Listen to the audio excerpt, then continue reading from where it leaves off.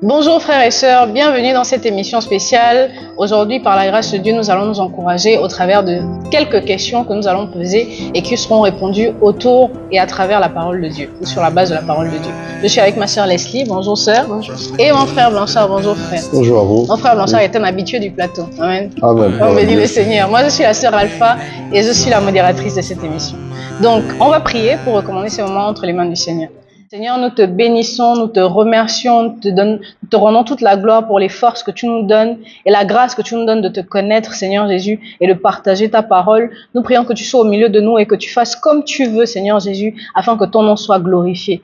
Gloire soit rendue à toi, Seigneur Jésus. C'est dans ton nom qu'on a prié. Amen. Amen.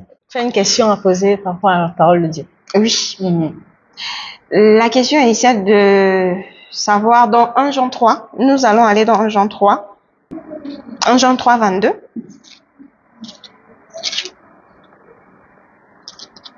Jean chapitre 3, le verset 22. Amen. Je vais lire. 1 Jean 3, 22 dit, quoi que ce soit que nous demandions, nous le recevons de lui parce que nous gardons ses commandements et que nous faisons ce qui lui est agréable. Lorsque ce verset est présenté aux païens, ils se disent, mais pourquoi nous, on reçoit des choses qu'on demande? Si vous dites que nous ne sommes pas agréables à Dieu, comment se fait-il que quand on prie, on demande des choses qui arrivent? Et du coup, j'aimerais un peu comprendre la portée de ce passage, en fait. D'accord. Relis, s'il te plaît. 1 Jean 3, 22. Quoi que ce soit que nous demandions, nous le recevons de lui, parce que nous gardons ses commandements et que nous faisons ce qui lui est agréable. En fait, ici, 1 Jean, c'est une épître. Et c'est ce qu'il faut comprendre d'abord. L'épître s'adresse d'abord aux chrétiens, aux hommes, aux femmes qui sont nés de nouveau. Amen. Voilà quoi. Et c'est l'apôtre Jean qui parle ici, en fait. À qui s'adresse-t-il, premièrement? Aux hommes, aux femmes qui sont nés de nouveau. Et l'apôtre Jean nous fait comprendre ici que, quoi que ce soit que nous demandions, nous le recevons de lui, parce que nous gardons, garder veut dire pratiquer. Pratiquer, nous gardons ses commandements. Et nous faisons ce qui lui est agréable. Si vous prenez ce passage-là pour l'adresser ou lorsque vous adressez à un païen, c'est hors contexte. Et c'est clair. La même Bible dit dans Jean chapitre 9, verset 31. Allons-y. Je crois que c'est la bonne référence. Jean 9, 31. Dans la Bible, il y a certains passages qui sont contextuels. Amen. C'est exactement le verset que tu as dans le cœur. Allons-y, lis s'il te plaît. Jean 9, verset 31. Or, nous savons que Dieu n'exauce point les pécheurs, mais si quelqu'un honore Dieu et fait sa volonté, il l'exauce. Là, ce passage concerne tout le monde. Tout le monde est dans l'eau. Tu es pécheur, Dieu ne peut pas t'exaucer. Maintenant, tu vas me dire, mais il y a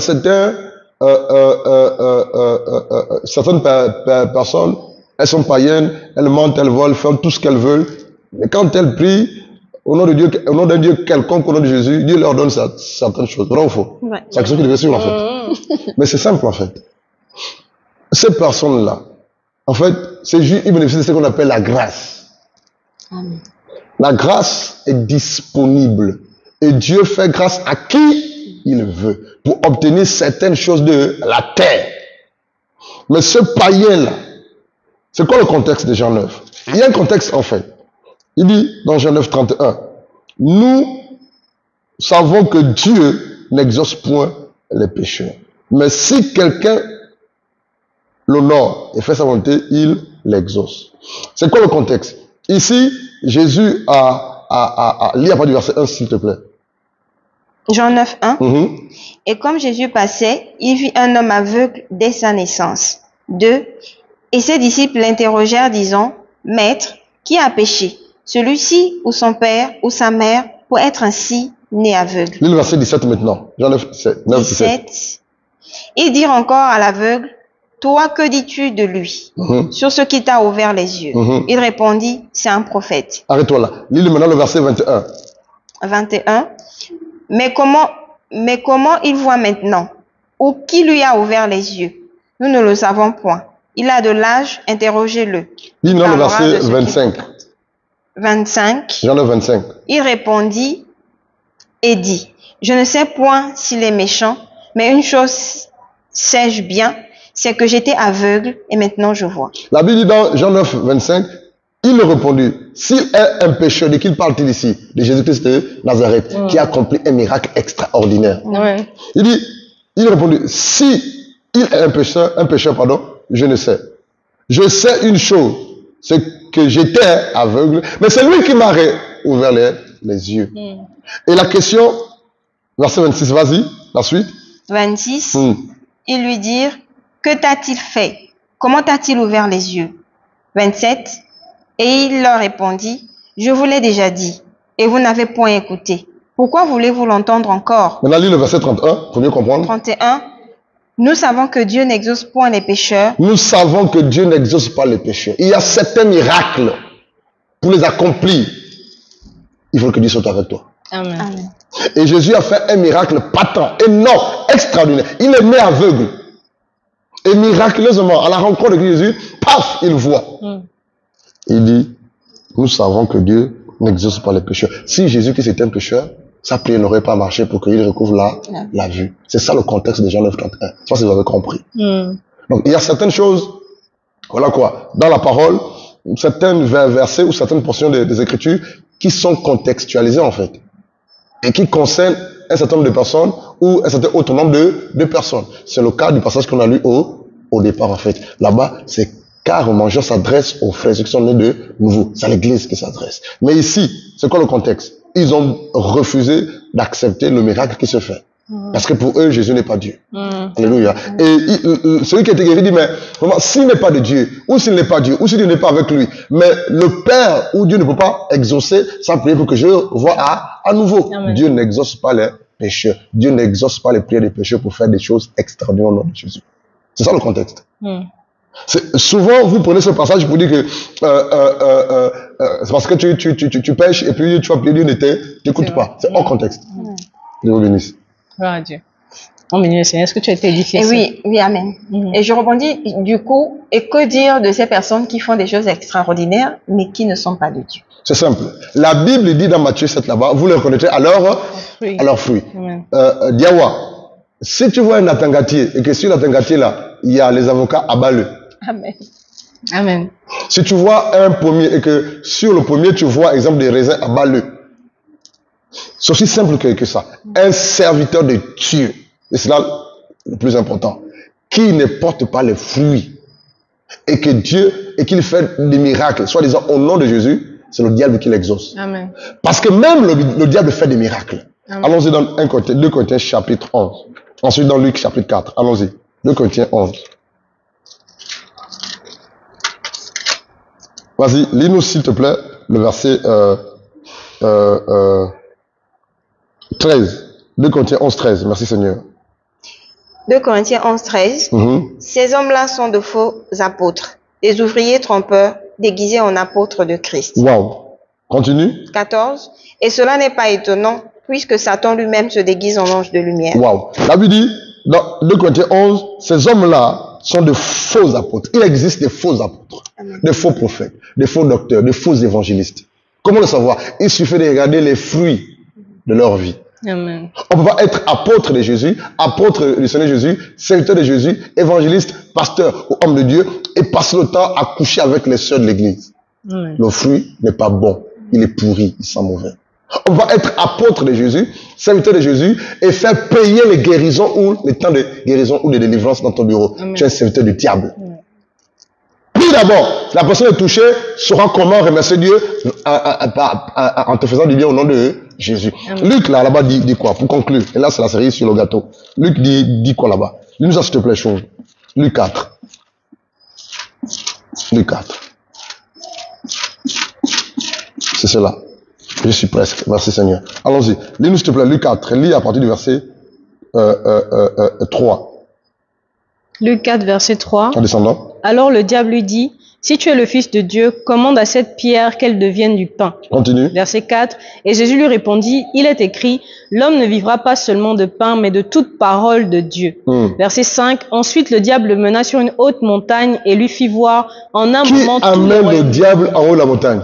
Le diable qui amène Jésus en haut de la montagne? C'est le diable, oui. Wow. Et ici, c'est le Séphar, hein? Et non seulement derrière. Continue. Verset 6. de Luc 4. Et le diable lui dit, je te donnerai toute cette puissance et la gloire de ces royaumes, car elle m'a été donnée et je la donne à qui je veux. Bon, en autre version, dans la c'est écrit richesse ou autre chose. Il dit, verset 6, et lui dit, je te donnerai toute cette puissance. Donc le diable donne la puissance. Amen. Amen. Il y a certaines guérisons, certains miracles, certaines choses qui se font sur les hommes de Jésus, mais derrière, c'est le diable qui le fait. À moi, le diable me l'a dit.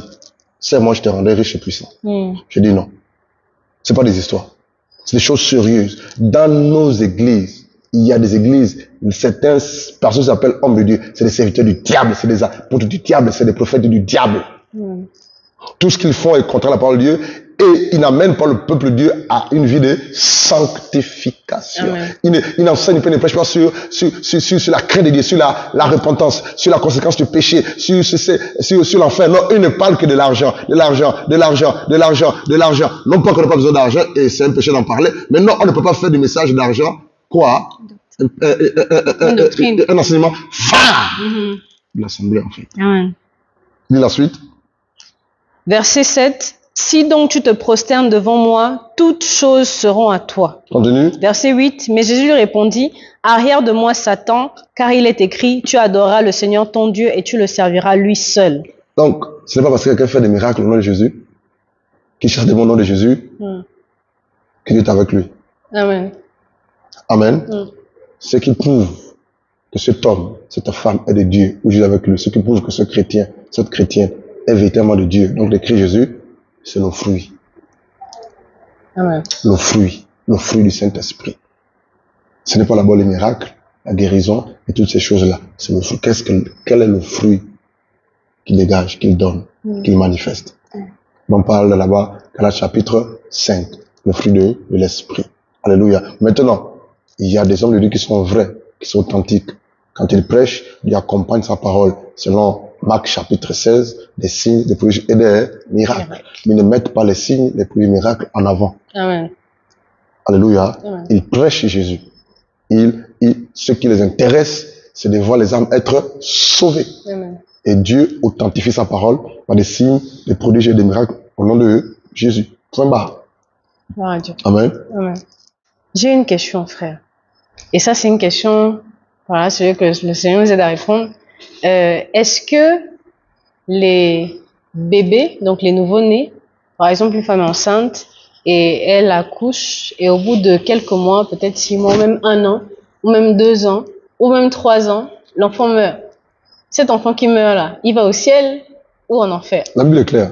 Le livre de Jérémie et d'Ézéchiel disent clairement là-bas que, voilà quoi, lorsqu'un bébé naît, et s'il meurt, il est sauvé. Il va répondre à la présence de Dieu. C'est clair. Là, ce qu'il faut comprendre, c'est que à l'âge de 3 ans, il y a des enfants qui ont 3 ans qui sont assez conscients. De ce qui est bien et de ce qui est mal. Exactement. Okay.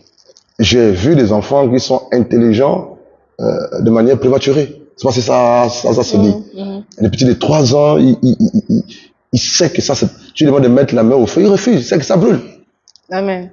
Il y a des petits de 3 ans, quand il a pris la pièce de monnaie de papa à la chambre ou de maman, tu vois, mais qui a pris Esther, qui a pris? C'est pas moi papa, c'est pas moi maman. Mais parce qu'il sait ou elle sait que c'est pas bien de prendre la pièce de monnaie sans demander aux parents. Amen. En fait, on devient responsable de nos péchés lorsque ce bébé devient conscient de ses actes. Et arrive à faire la différence entre ce qui est bien et ce qui est mal. Mais tout bébé nouveau-né qui meurt après l'accouchement repart dans la présence de Dieu.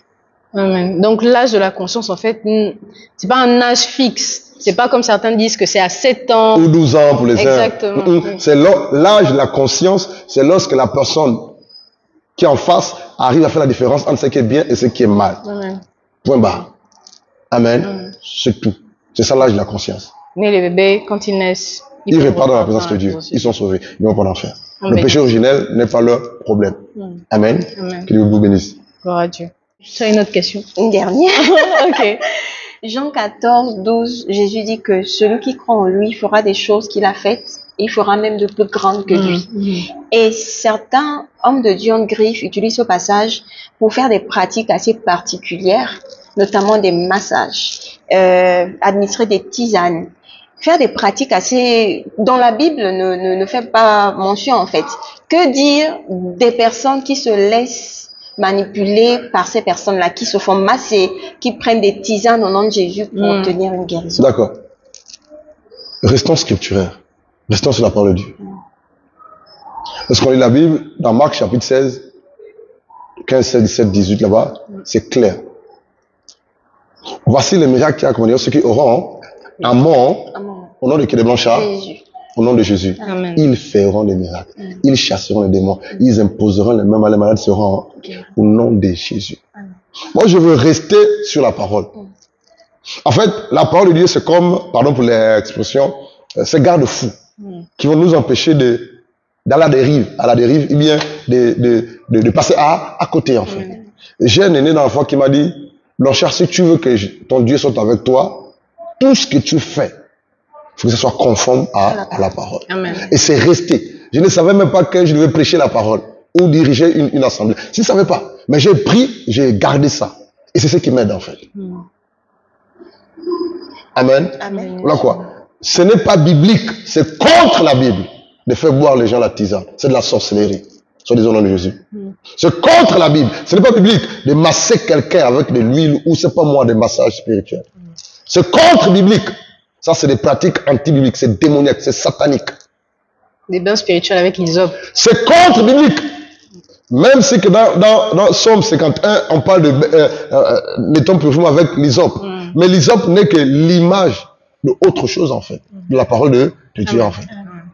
C'est contre biblique. Ce n'est pas biblique que de dire aux gens les actes prophétiques qui se répètent matin, midi et soir. C'est contre biblique. Il y en a à qui on a dit il faut prier à minuit. Quand tu finis de prier, tu bois de l'eau. Ça, c'est la sorcellerie.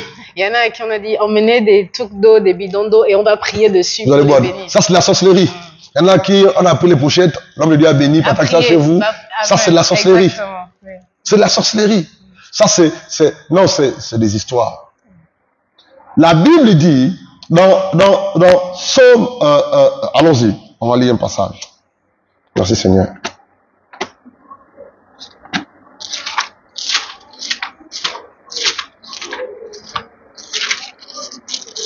Avant de lire Psaume, lis-moi s'il te plaît Matthieu chapitre 4. Allons-y dans Matthieu 4.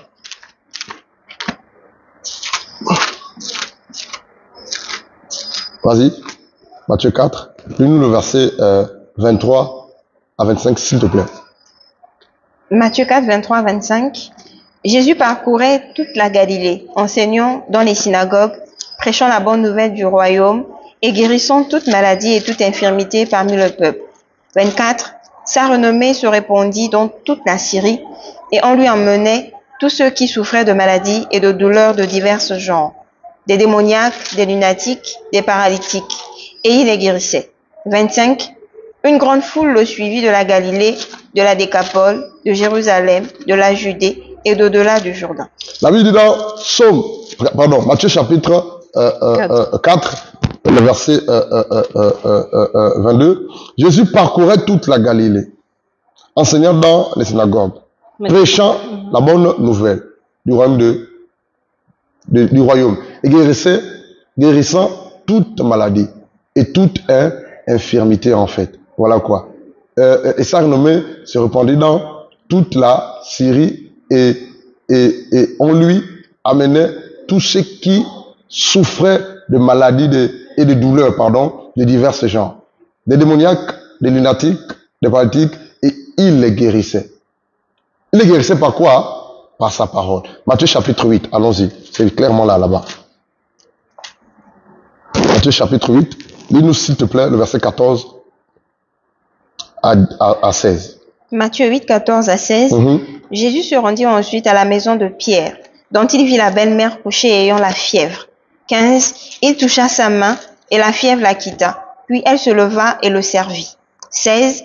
Le soir, on amena auprès de Jésus plusieurs démoniaques. Il chassa les esprits par sa parole et il guérit tous les malades. 17. Afin que s'accomplisse ce qui avait été annoncé par Isaïe, le prophète. Il a pris nos infirmités et il s'est chargé de nos maladies. La Bible dit dans Matthieu 8, le verset 16, Le soir, on amena auprès de Jésus plusieurs démoniaques. Il les chassa les esprits par sa parole. Amen. Et dans l'Ancienne Alliance, c'est écrit que dans leur détresse, ils crièrent à l'Éternel. L'Éternel envoya sa parole. Les guéris et les filles échappaient de la fosse. La parole de... J'ai retenu ça. La parole de Dieu suffit pour guérir, délivrer, restaurer, bénir. Hier, on revenait d'où, c'est pas trop. Tu étais là. Nous étions priés pour une dame à domicile. Et en rentrant, on a reçu un coup de fil. Je ne sais pas si tu te rappelles. La dame pouvait nous dire, elle nous appelait hors de la ville dans laquelle nous nous trouvons. Elle pouvait dire qu'elle ne se sent pas bien. Tu écoutais la conversation. Et j'ai mal ici, j'ai fait ceci, ça ne marche pas. Et là, c'est depuis hier. J'ai très mal au corps. Au téléphone, on était prié pour une autre dame. Et en route, une autre dame nous appelle. On a simplement prié au nom de Jésus, à distance. Sois guéri, que la douleur se taise et disparaisse au nom de Jésus. Elle m'a appelé à 10 me dit, pasteur, tout est rentré dans l'ordre. J'ai dormi comme un bébé. J'ai fait la grâce maintenant alors que c'était rare. Gloire à Dieu. Gloire à Dieu. La parole de Dieu est puissante. Amen. On n'a pas besoin d'être en face de la personne. Si tu es loin de l'Éternel, il suffit de proclamer la parole. Quelque chose se passera. Amen. On n'a pas besoin de faire boire les gens des tisanes d'eau, de faire les gens des massages d'huile, ou de faire les gens des choses bizarres. Ça, c'est la sorcellerie. Vous limitez la puissance et l'autorité de la parole. Amen. Vous limitez le dynamisme de la parole. Amen. Que Dieu vous bénisse. Amen. Gloire à Dieu. Que le Seigneur soit béni pour 7 ans d'émission. Donc, on est arrivé à la fin. On va dire à notre sœur Leslie de prier pour nous recommander à la grâce du Seigneur. Père, nous te bénissons pour cette rencontre et pour toutes les personnes à qui tu as fait du bien, qui nous ont suivis. Merci Jésus de ce que ta parole vient ôter les écailles des yeux, vient nous faire échapper de la fausse, de l'ignorance au nom de Jésus. Je te bénis et je te rends toute la gloire pour cette émission qui davantage, Seigneur, bénit des vies, aussi loin qu'elles puissent se trouver. Que toute la gloire te revienne au nom de Jésus. Nous disons Amen. Amen. Le Seigneur vous bénisse et à la prochaine émission par la grâce. À la prochaine. Amen. Bye bye.